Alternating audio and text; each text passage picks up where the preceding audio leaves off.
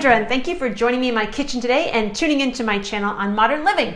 Today I'm going to show you one of my, well, I guess it's my husband's favorite recipes for habanero hot sauce. And believe it or not, I've been making this hot sauce so long, I believe I did a Netscape search back in the day to find this recipe. And lucky enough, I printed it off, made it up, and he just loved it. So I've made it year after year. I recopied it into my own recipe book a number of years ago. So I don't even remember the website that I got it off of or what it was called, but it's called Pepper Joe's Hot Sauce. So if Pepper Joe's out there, thank you very much for your hot sauce recipe. We've been enjoying it for a really long time. The part of the reason why I chose this recipe years and years ago and why I've used it ever since is that I have all the ingredients in my cupboard. I don't have to go do a special shopping trip to make hot sauce. I grow habanero peppers in my garden, and this is one of the few recipes I found that actually uses habaneros.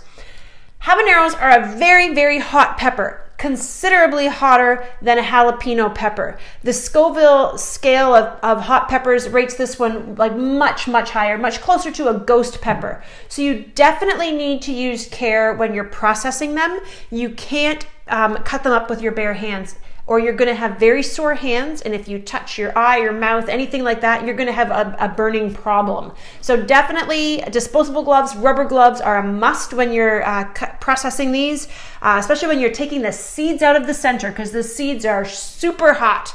So that's part of my preparation process. We're going to take the seeds out of the hot peppers, and we'll get to that in just a minute. The other thing I was just going to give you a little kind of recipe recap at the beginning of all the ingredients. And like I said, the reason I've always liked this recipe is I have what I need in my cupboard. So we start out with 24 habanero peppers. In order to get 24 habanero peppers, I usually grow 2 or 3. I generally get enough off of 1, but I always want to be sure that I have enough. So 24 habanero peppers, they're quite small. They start out green at the beginning of the summer and they turn orange as summer goes on. So that's how you know they're ripe, when they turn this nice orange color. So 24 habaneros, I need 4 carrots or 1 sweet potato. Today I'm going to use a sweet potato. I've actually used them interchangeably.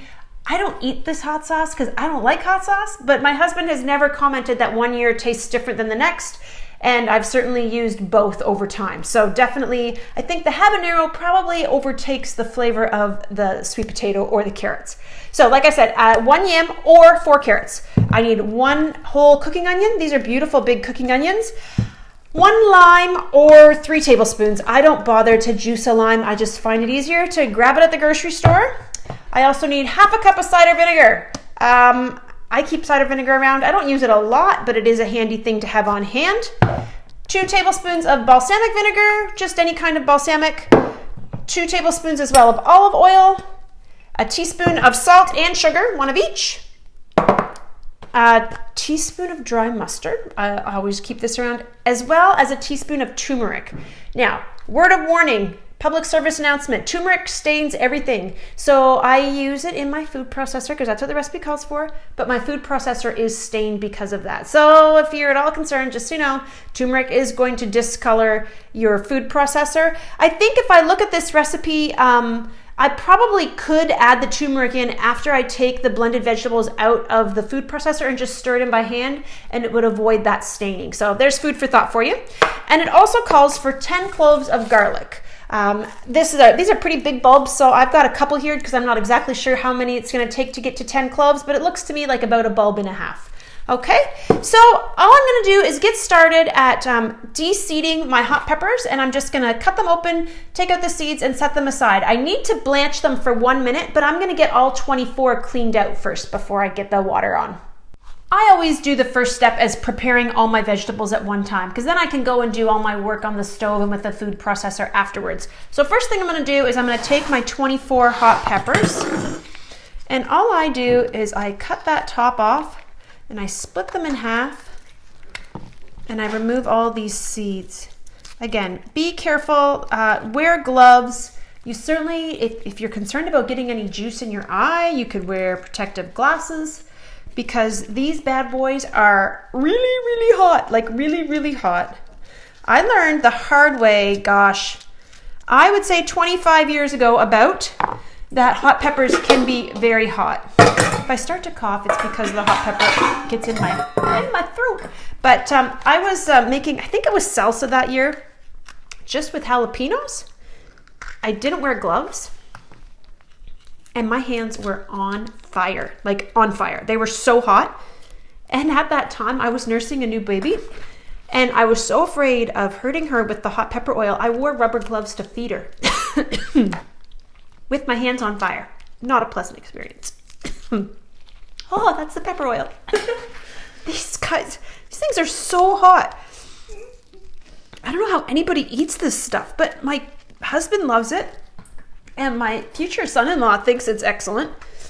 My kids' friends put it on their hamburgers like it's relish. I don't understand it. I'm like dying just trying to cut them up. Having the vapor in the same room as me makes my eyes water. I cannot even fathom ingesting this stuff. But if you like hot sauce, this is the recipe for you. It's a great sales pitch, isn't it? Oh my God. I'm dying. I can't breathe it. No, but you should eat it for sure. Oh my gosh. Okay. So I picked these peppers a couple days ago. They were probably a little easier to empty out when I first picked them, but they're not bad right now. So as you can see from my bowl, 24 habanero peppers isn't a ton of habanero peppers. And I'm thinking you could probably make this pepper sauce with different kinds of hot peppers if you wanted to switch it up a bit. I've just always made it with habaneros because that's what I started with and they taste great. I'm thinking though another year I might add a couple ghost peppers just to give it some added kick. But anyways, here we have our 24 habanero peppers and now it's time to get our yam or sweet potato ready. If you have carrots, same deal. Just give them a peel and chop them up so that they're ready to get cooked. These do have to get cooked before they go into the sauce, so it's best just to peel them and dice them and get them ready for cooking. So interesting thing about sweet potatoes, I have actually grown sweet potatoes here in my garden. Sweet potatoes grow differently than regular potatoes. So regular potato, you take your potato out to the garden, you can cut it into pieces if you want, but you bury the potato and it grows more potatoes. Sweet potatoes have to be done a little differently. So if you're interested in growing sweet potatoes, I'm gonna be doing some this fall and winter to get ready for next year. But what you actually have to do is you have to get this sweet potato to sprout. So normally if you keep this in your basement long enough, it's gonna get little sprouts on it. And you have to grow a plant. So generally I wait till my sweet potatoes got some sprouts on it, I put it in a bit of soil and I get it to start growing. And it'll grow, actually makes kind of a pretty looking house plant. And then once it's grown and gotten quite big, early in the spring, I take cuttings from it, root those, and that's what you use to grow sweet potatoes in your garden. You can't just bury a sweet potato and it's gonna make more sweet potatoes. It doesn't work that way. You have to get a mature plant, take a cutting, and then that cutting, as it grows, will grow tubers like these that will give you sweet potatoes. So that's a little fun fact for you. We're gonna be doing that a little bit later this fall through the winter months. Okay, so my sweet potato, I'm just gonna probably cut it into fairly good sized chunks because they have to get boiled and cooked before they go into the sauce. Same thing with my onion. I'm just gonna peel it and chop it up into nice sized pieces. Those I'm gonna saute in the olive oil in the recipe to give them some nice flavor. Again, it doesn't have to be chopped really fine because it is gonna go through the food processor, but I want it to cook up fairly quickly, so that's the only reason I'm chopping it a little smaller. Now, interestingly enough, this recipe does not call for you to cook the garlic. So I've just never bothered to cook the garlic. Okay, beautiful big onion ready to roll. And now it's just a matter of peeling my 10 cloves of garlic. This is a beautiful big fresh garlic clove. I got it at a local farmer's market. Fantastic. Now, some of these are so big, I'm not sure I'm going to use 10 whole cloves when they're this gigantic. Like you get garlic at the grocery store, you certainly don't get a clove that looks like that. So I'm going to count that as probably 2 cloves, or it's going to be crazy garlicky, especially since we don't cook the garlic. So the easier way to peel garlic is definitely going to be to give it a good squish on your cutting board before you cut the ends off. It just loosens the skin off the clove and it's really not going to hurt it at all. And it'll just help that skin to pop free off of your garlic clove a whole lot easier. All my veggies are ready to roll and it's time to head on over to the stove. So what I'm going to be doing is I need to blanch my peppers for 1 minute. I need to cook my sweet potatoes until they're tender, and I'm going to saute my onions in the olive oil in the recipe as well. Okay, let's move. Let's move, people. So I kind of work at a few things at one time. If you want to do one step at a time, totally cool. But the first thing I'm going to do is I'm going to put my 2 tablespoons of olive oil in a saucepan and add my onions and saute them. Now, they're going to need to cook for a little while, but I just want to cook them till they're kind of clear. They don't have to be fried. I certainly don't want them to be browned. I just want them to be kind of cooked. So we'll throw our onions in there. Give that a little stir with my big spoon.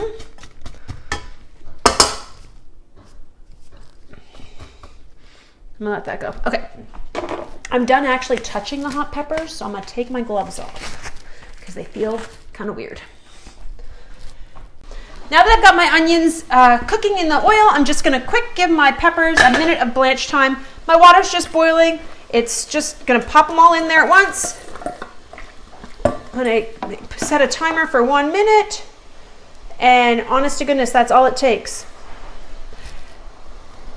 Now, I wouldn't stand over the pot while it's cooking because there are some vapors that may make you kind of get a sore throat.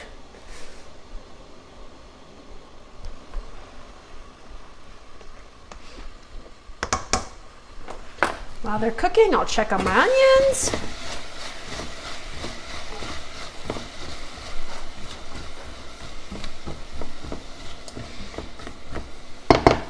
Okie dokie, that's our minute. Time to pull these guys out of here again. So I'm just gonna use a slotted spoon, try to keep as much moisture out as I can, and pop them back in the bowl. It just softens them a little bit. It doesn't really cook them. Ooh, smell those habaneros.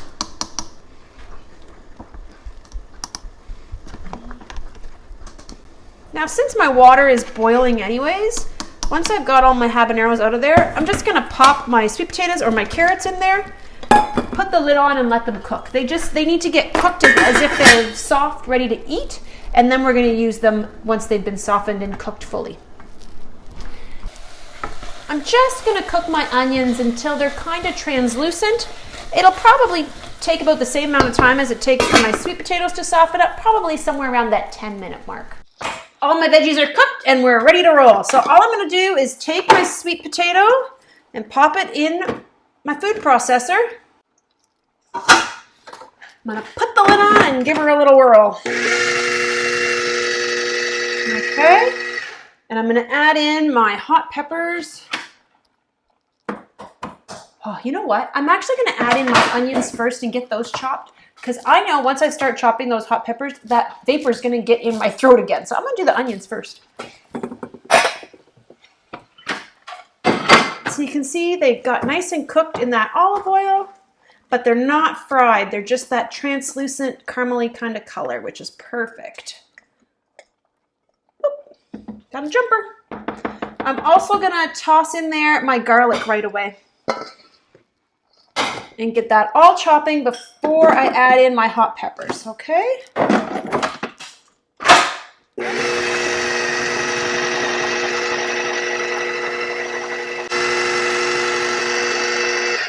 To that, I'm gonna add my ½ cup of apple cider vinegar. I got my measuring cup here. And my 3 tablespoons of lime juice, as well as my 2 tablespoons of balsamic vinegar. So apple cider vinegar, measuring spoon here, 3 tablespoons of lime. Hold on a second, give this a good shake.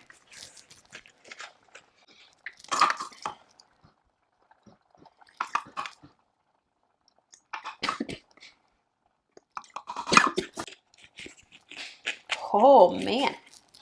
Hot pepper vapor. It's in my throat already. I haven't even chopped the hot peppers yet. 1, 2.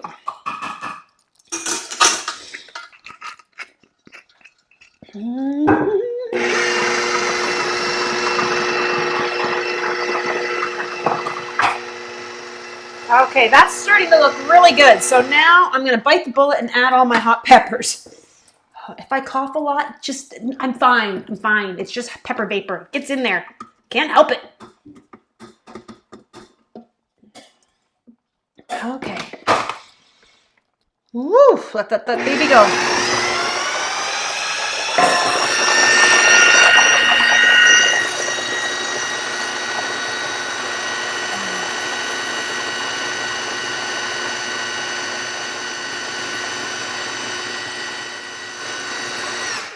Now I'm just going to go around the edges, make sure that there's no bits hiding up high here.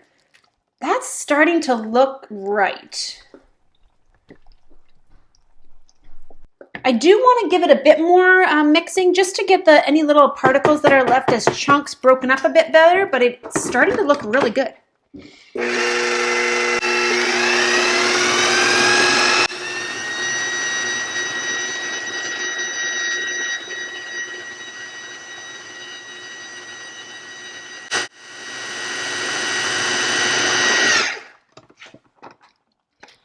The last thing I'm going to add to the recipe is the rest of my seasoning. So my salt, my sugar, my turmeric, and my dry mustard.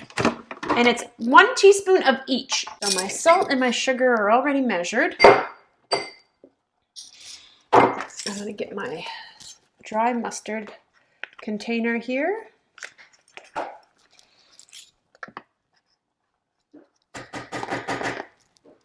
And my turmeric. Now remember, like I said, turmeric's going to discolor things. I've already discolored this mixer, so I'm not super worried about it. If you are, you can just wait and put this in after you're done with your food processor. If you want to put it back into a metal pot, turmeric won't stay metal. Okay, one last mix.